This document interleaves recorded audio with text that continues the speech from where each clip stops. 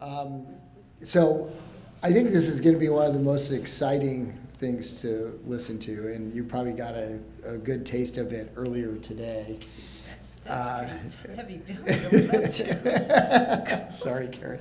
But I have with me Karen Shishino Jordan, and she became heavily involved in JDRF when her daughter was diagnosed with type 1 in 2008, which is about actually almost the same year my daughter was diagnosed. She is a member of the International Board of Directors of JDRF. She is chair of JDRF's research committee. So anything research, she's going to be able to tell you or help. You're continuing to overpromise here. I'm sorry. I'll tone it down. She serves on the audit and risk committee for JDRF, and then most importantly for this panel, which is I think the thing that I think would be most interesting to hear about, is she serves on the board of the T1D, JDRF's T1D fund, which I think is incredibly interesting because, prior to that fund occurring, the targeted investments that would encourage private investment wasn't there, and it'd be really interesting to learn, how that developed and how it's going and what impact is happening. So without further ado, Karen, do you mind saying a little something about the T1D fund? Sure. And then we'll go from there. Sure, yeah. So first of all, I wanted to thank you all for coming in for a second dose of research. And I wanted to make this as informal as possible. So to the extent that you guys have questions as I'm talking, or after I finish talking about the fund, anything on your mind, I'm happy to talk research. I'm kind of a nerd about it, so I look forward to hearing what's on your mind. But thank you again, Elliot, and you just asked me to talk a little bit about the fund.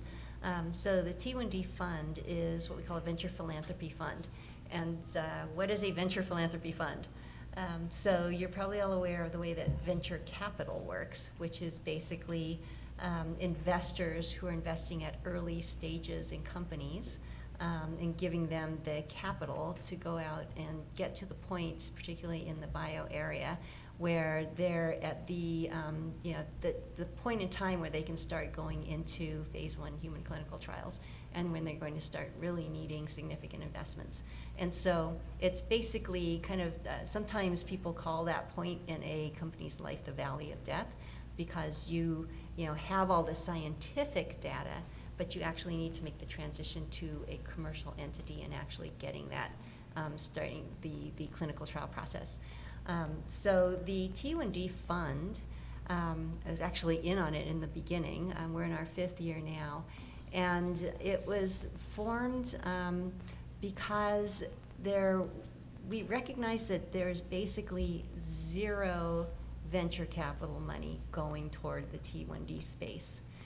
So there's venture capital money going into lots of other disease spaces, but we needed to figure out a way to convince traditional venture capital dollars to also invest in the type 1 space. And so we came up with the T1D fund, and what makes it a venture philanthropy fund is that people who invest in the fund are actually donors, because the fund is a 501c3. So you make your donation to the fund, and then the fund invests those dollars in companies, but any returns generated by the company, whether they're acquired or they go public, all those returns go back into the fund. And that's different than the way a venture capital model works, because usually any returns generated get distributed back out to the donors, or to the investors. They're investors in that case. With the fund, they're all donors. That money goes back into the fund to get reinvested and continue to drive toward mission. And we talk about the goals of the fund as kind of being, two, in that, yes, we want to make good investments and generate returns and increase the size of money available to continue to invest in those in the type 1 space. but we also have the goal of achieving mission, which is basically the JDRF mission. And so we're looking at investments with both of those lenses. The really exciting thing is that the fund has proven this thesis much quicker than what we imagined. So we've had the benefit, I think, of hitting timing well, in that the bio market was going crazy. We were able to, we have a team of investment professionals who very experienced venture capitalists who are now running the T1D fund. And yeah, they've made some fantastic investments. We've had several return, meaning they either went public or they were acquired. All that money went back into the fund. The most important thing is that we have achieved almost a 6 times leverage in the amount that the fund has invested, meaning for every dollar that the T1D has invested, there's been an additional almost $6 of venture capital money that's invested alongside. So we've really opened up this space now and gotten that venture capital interest.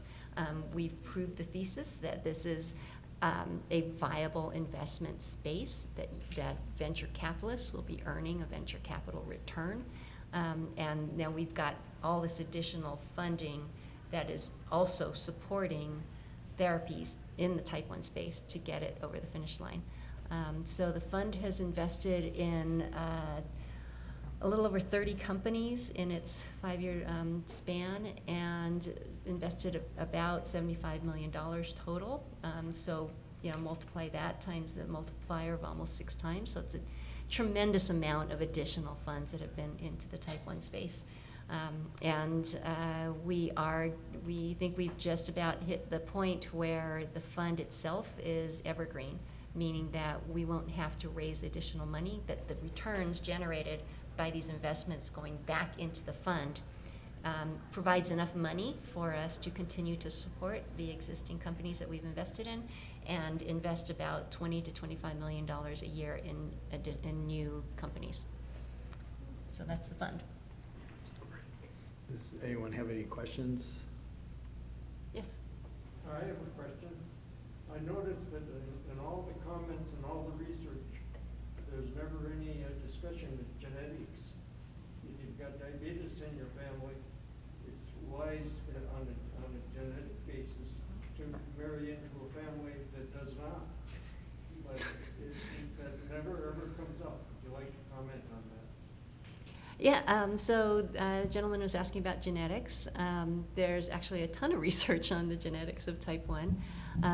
And as you know, you have a genetic predisposition, but there needs to be a trigger, some type of environmental trigger to actually cause you to develop the symptoms of type 1 and start the disease progress. So there are people that have a genetic predisposition who will never actually be diagnosed with type 1. There's a ton of research on the genetics, actually, and unfortunately it's a very complicated disease.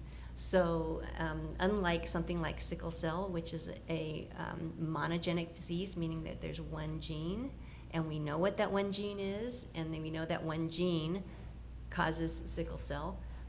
In type 1, we keep finding more genes and more signals that turn the genes on and off that have a role to play in actually causing development of type 1. The last I heard, there are at least over 50 loci.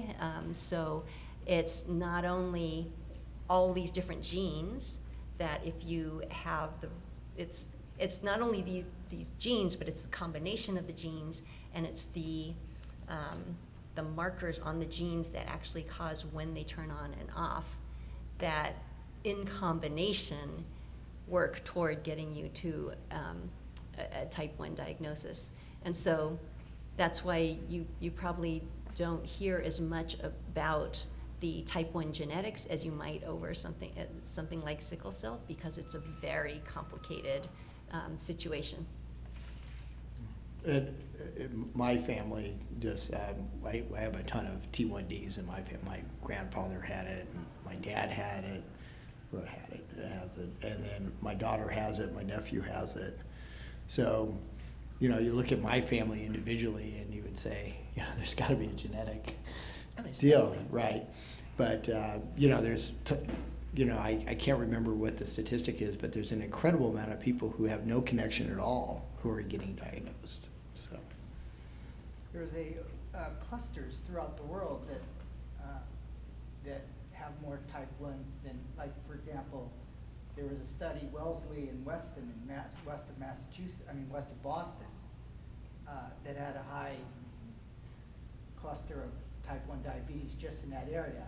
And they tried to, what's your comment on that? Like Northern Europe is very high. So, I mean, there's got to be something, right? So, so the gentleman was asking about clusters of type 1 diagnoses. And just keep in mind that you need the genetic predisposition, but you also need the environmental trigger. Right. And we still don't know exactly what the environmental trigger is. We do know that one of the triggers is likely an enterovirus. So the company Prevention Bio that's working on teplizumab is also working on a vaccine for the Coxsackie virus that is thought to be a trigger, one of the triggers for type 1. You know, that there could have been an increased amount of the Coxsackie virus that went through. The speculation is that there's some connection with vitamin D, and that is why the Northern European countries that don't get as much sunlight, that could also be, you know, another trigger, and that might be a reason why there's a higher incidence of type 1 in Northern European countries. There was actually a research study done looking at a community in Estonia that was just across the border with a community in Russia. And so the genetics were very similar because it was basically like they were, you know, next door to each other, but one was across the border from the other. And the major difference was the living standards. In Estonia, it was a higher living standard than in Russia, and they actually looked at the incidence of type 1 and tried to compare a bunch of different environmental factors because the genetics were very similar. And interestingly, you know, the standard of living was higher in Estonia than in Russia, so they thought, well, maybe there's a whole connection with the hygiene hypothesis of, you know, you're cleaner, and so your immune system doesn't get as educated as if you're in an environment where you get exposed to more, you know, germs, bacteria, virus, and your immune system gets educated differently. Right. They looked at the gut microbiome of the two different groups, and the microbiomes were very different, which, you know, reflects difference in diet, difference in exposure. So there's just, again, it's very complicated. There's so much going on, That's both in terms of the environmental triggers and the genetics. Yeah.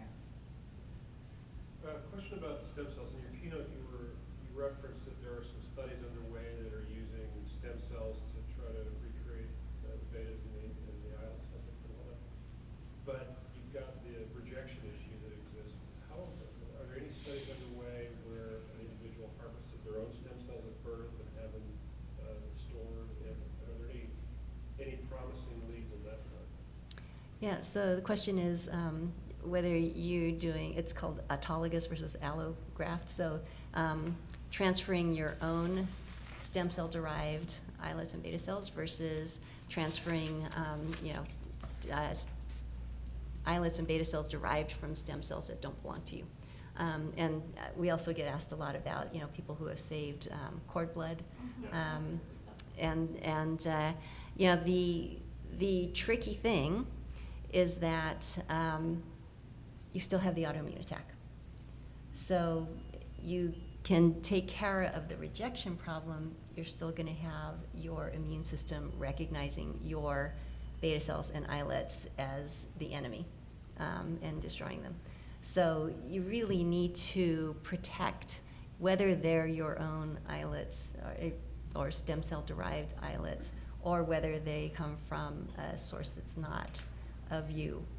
You still need to protect those islets from the immune system attack, and it's just a question of whether you're protecting it from rejection and the autoimmune attack or just the immune attack. You still need to protect them.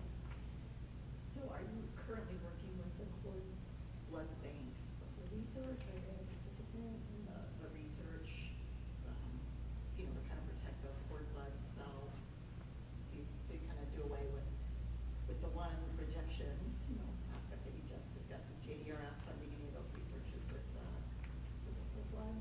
So the question was if JDRF's funding any research with cord blood, and to my knowledge, we are not. And basically, the reason is that we want to have therapies that are available to everybody, and some people can afford to save their cord blood. Some people don't even know to do that because we don't know yet. We can't predict who's going to develop type 1 and who's not. And so we've really been focusing on therapies that can be used by anybody, and not just something that can be used for individuals. Thank you. Yeah.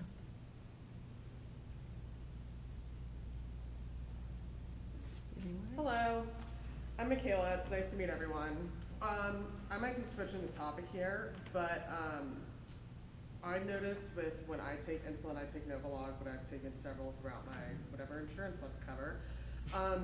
What is the research, please, if you know of anything with insulin and how that can feel, make someone feel full? Because I know, I could plan on eating something and I would take the insulin for that, but I wouldn't be full. And I know sometimes insulin covers that, and then I kind of want to tie that into mental health and the research of why so many people are diagnosed with mental health struggles. And I know that could be completely separate of their experience of life, but also type 1 diabetes, if you know of any of that, or please. Yeah, so there are two questions I think I heard. One was just about insulin and satiety, and the other was about kind of the psychosocial research. So there is another hormone that is released when your cells release insulin, and it is called amylin.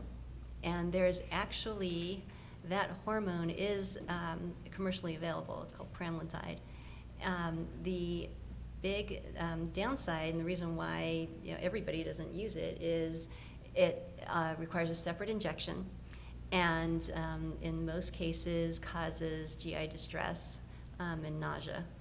And the big plus for pramlintide is that not only does it bring back the satiety, feeling appropriately full when you are full, giving that signal to the brain, but also it blunts the postprandial spikes. So you just don't go as high after you eat as you do without the amylin. And so that is available, it's just not something that most people take. So JDRF is actually funding work to get a co-formulated insulin, so you can get the insulin and the amylin together in one injection. The chemistry is really difficult, but there are actually several research efforts that are working on it. Two actually are in companies, so they're commercial entities that are working on it. That's one of the things that personally I'm really hoping comes to fruition, because it's just replacing another, important hormone that you should be having that you're lacking. And everybody focuses on insulin because you need that to live, but there's so many other things that are important that happen that we also need to replace. On the psychosocials or psychological side, that is a relatively recent area of priority and emphasis for JDRF. It's an issue. The level of depression for people who have type 1 is higher than in the average population. And then of course you all know the burden of having this disease. You don't get a second off. And that if you take a second off, you are basically putting your life at risk. So it's pretty serious stuff. And so we're actually funding a bunch of studies now in the psychosocial space to get therapies validated for type 1 use. We just had an RFA out for eating disorders in type 1. There are a lot of therapies that are available to deal with people who have eating disorders, but type 1 brings a whole different range of issues because you're now having to manage eating disorders with insulin. And that's something that just hasn't really been available as training for people in the psychology arena. So we're funding several studies in that space to figure out what therapies are effective and what can be available. We're funding efforts in the psychosocial space around depression. We have one that we just funded recently that is basically trying to use cognitive behavioral therapy but delivering it via telemedicine with a focus on type 1. And this trial actually is, one of the goals is to recruit in the underserved populations, because we're finding that there's significant need there, and it's even harder to access these types of therapies and interventions from that specific population. So that's kind of an example of the other area of focus that we're funding. So for those of us that don't take Lantis, I think Novolog, are there folks that Civica would be able to do something similar? Yep, so Civica will be working. Biosimilar is what it is. They're biosimilars, and Civica, Lantis is just the first, but they'll be working to get generic versions, manufacture generic versions of Lantis, Novolog, and Humalog. So then my second question is the smart insulin. That sounds amazing. Can you go a little bit more into that, how that works? Yeah, so he was asking about smart insulin. It's also called glucose responsive insulin. And for any chemistry majors in the room, you could probably answer this a lot better than I can. But the idea is basically chemically, you have, the way that we like to describe it is that you have the insulin that basically has a component on it that has a key. And when the insulin is inert, think of that key going into a lock. When it's inert, the key is bent. And when it encounters a blood glucose level that is higher than normal, that chemically will cause the key to straighten out and then basically work to unlock the insulin, make it available to manage your blood sugar levels. And then when it doesn't receive that chemical signal anymore, it'll go back to being in a bent position. So that's kind of the way that I think about it. Chemically, I couldn't tell you all the details about how it works. And does that work then for rapid or for basal? Does the key unlock for, if you need it in the background, or if you need it right now for renal, or is it only for one? That's a great question, and that's one of the reasons why we're still in the research phase. At the first step, it would likely be a kind of more of a rapid bolus type of situation, but there could be the scenario where it could act either as you'd either have two different formulations, or you'd have it act as similar to the way that you're dosing with the pump, so that you're continuously kind of microdosing in addition to needing that extra bolus for when you eat. And so that's all being worked out. The other big question around GRIs is dosing, right? Because what's the right amount to dose that'll take you through X period, whether that's a day or a week, and how do you manage that for different people in different situations? But right now we're focused on getting the mechanism to work appropriately, and then we can kind of take it to the next step. Yeah, it's a great question. I don't know how many people in the room were here for the first, the keynote speech. How many were not? It made me a difficult question to answer, and I don't want you to repeat what you said at the keynote, but I was unable to attend. Can you very quickly summarize what kind of the most, and maybe you can't. Elliot, is the keynote, will that be available to anyone? Yeah, So yeah, maybe we that's the filmed easiest- it, yeah. Okay. So that may be the easiest way, because when our son was diagnosed in 2018, it was kind of incredible, because we were dealing with the shock of it happening, and there happened to be an endocrinologist who was on staff at the time in the emergency room. He came in and said, I know this is difficult to deal with, but there is some truly incredible, exciting news coming down the pipe. in 5 to 10 years, and we told my 18-year-old son and said, in your lifetime, I don't know that we'll ever find what most people think of a cure, but there's stuff that's literally going to change the way we manage diabetes. And so I'd like to see what you said during the keynote.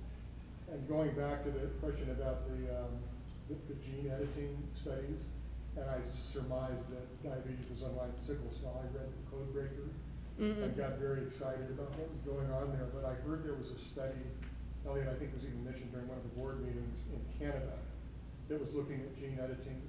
Was that discussed in the, never mind. So, No. I should have attended this morning. I was dealing with another issue. And then the last question I had is, it wasn't clear to me this morning, what is ViaCyte's timeline at this point, or do they have one, or is it just completely unknown? So the tricky thing with ViaCyte is they are a public company, so we don't get access to any additional information than what is publicly available.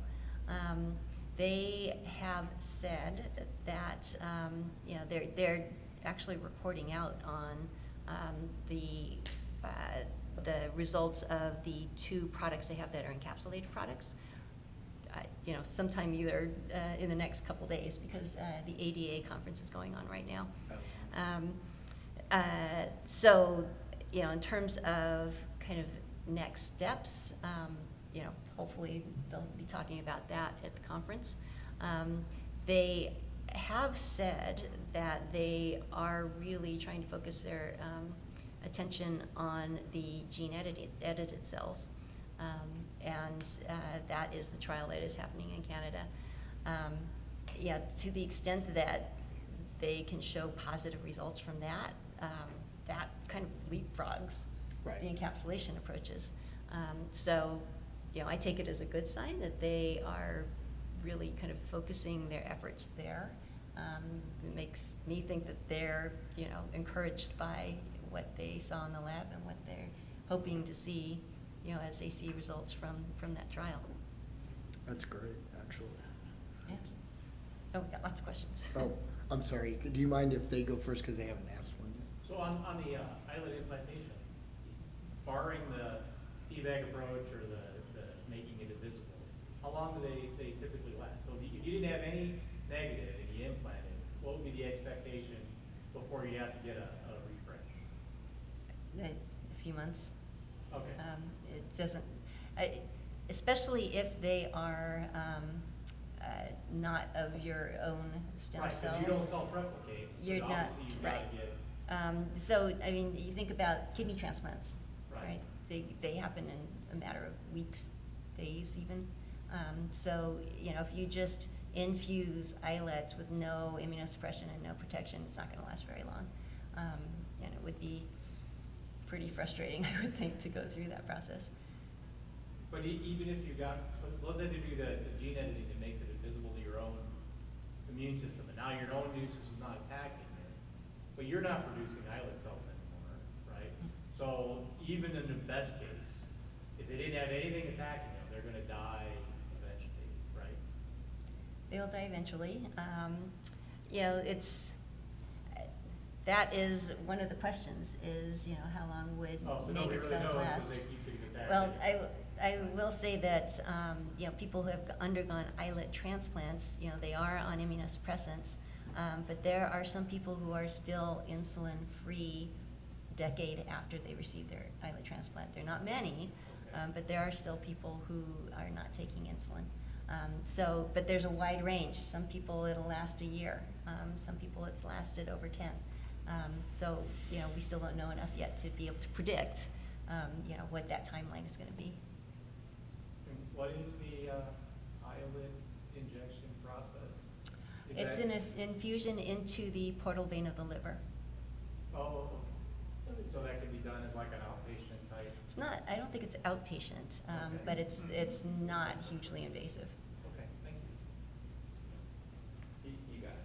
Oh, you got it. This one back. So, a couple of years ago, Scott Benner was here at this event. He has a podcast called Juice Box, and I just looked at the episode, because I remember I listened to it a few months ago.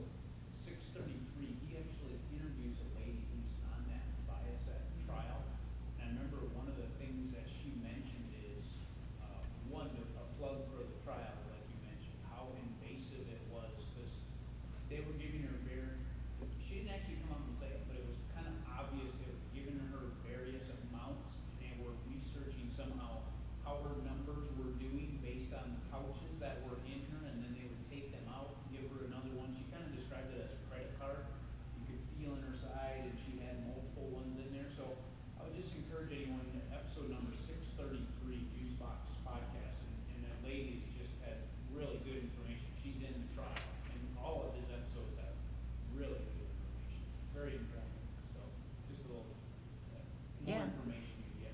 thanks for sharing that.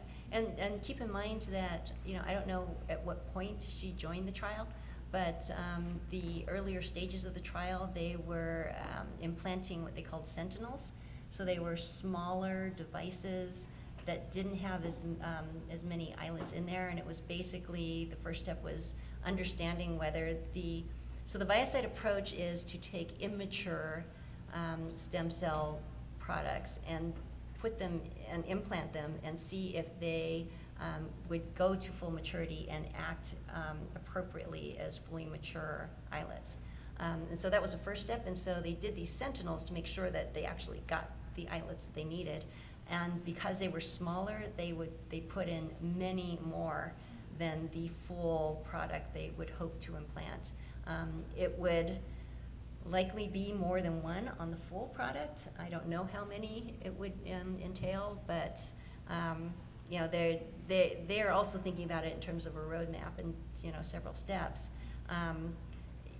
When just taking into account quantity, the first was kind of the sentinel approach. The next step would be, okay, we're going to implant kind of what the full product would look like, but the goal wouldn't be full insulin independence. It would be, okay, you have a decrease in the amount of insulin that you require, and that would move in a stepwise process, in addition to trying to have to solve all the issues around having an encapsulation device, and all the issues it causes in terms of fibrosis and scar tissue.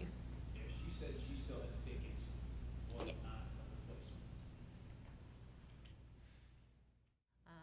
There are also other adjunctive therapies that JDRF has been supporting development on.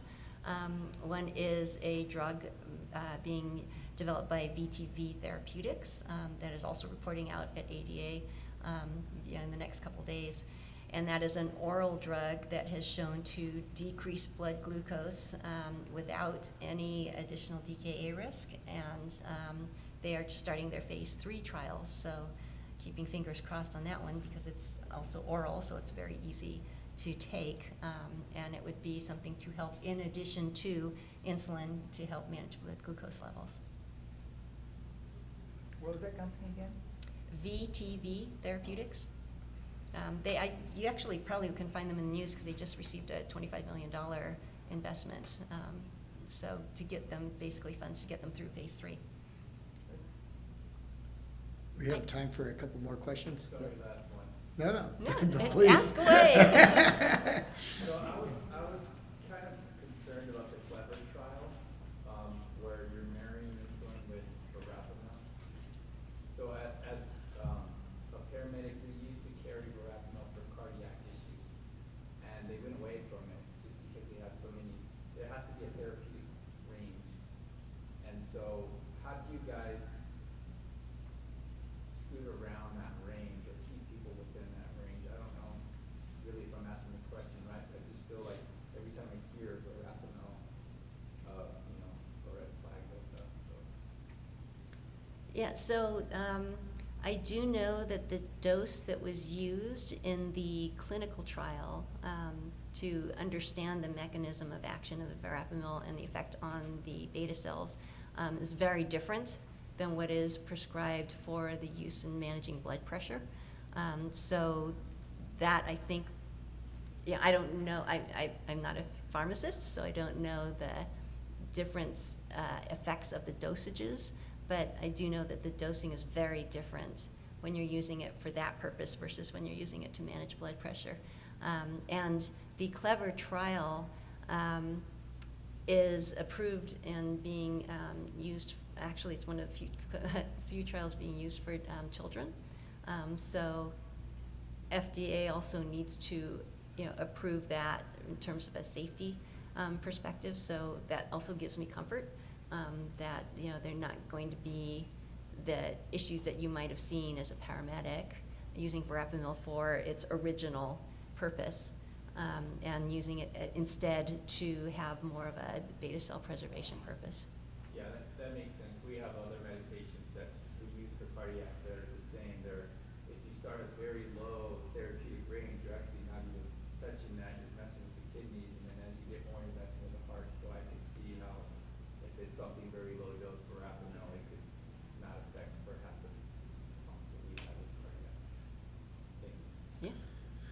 So we're out of time, but do you want to take one more question, or? Yeah, fine. Just really quickly, did anybody else get told when they were diagnosed that they'd have a cure in 5 years? Because I was in 1987, I was told that we would have a cure in 5 years, and I'm still waiting for those 5 years to happen. So apparently it hasn't been 35 years that has gone by, but it has not been 5 years yet because we don't have a cure. But was anybody else told that in a certain amount of time that they would have a cure when they were diagnosed? Because it seems to be common from people I've talked to. To be fair, when we were told, he was very careful. I mean, he literally went like this when he said cure. And he said, he's talking about the development of improvements in the treatment of diabetes. He said, I think in the next 5 to 10 years, it will change dramatically. And he also said, I can't guarantee it, but over the last 30 years, I think the treatment of diabetes has changed, just the type of Most insulin. certainly. Yeah, I mean, it reframed that way. The difference between when I was a kid watching my dad take care of his diabetes, you know, he had to urinate on a stick that, you know, Did that. that was, you know, the variance on what you actually were in your blood sugar was tremendous, right? So, and, you know, so, and, you know, the insulin and the ability to do it and everything. And now when you have, you know, a closed-end loop, I mean, there's just, it's dramatically different, right? So. I remember And the hanging drop of blood that you had to put on a chem strip. And Right. then compare the colors on the vial. Yep. To get Right. a range. Yep. Boiling needles, yeah. Yeah, yeah. Well, Yeah. I will have to say, I give leeway to doctors 30, 40 years ago, because they didn't know a tenth of what we know about the disease and the complexity and what actually happens during the course of the disease, the changes in, you know, just physically in the body, the biology. So, you know, maybe at that time, based on what they knew, they thought that there could be something that was on the horizon. But, you know, if anybody today said that, I'd be a little, I would just want to ask more and understand better what's behind that statement. And also it depends on what you define as a cure, right? Some people think that a fully closed loop system is a cure. Some people think that the hybrid closed loop systems we have today are a cure. So, you know, I think that also varies from person to person, and you know, in which case then you might be more comfortable putting timeframes around things.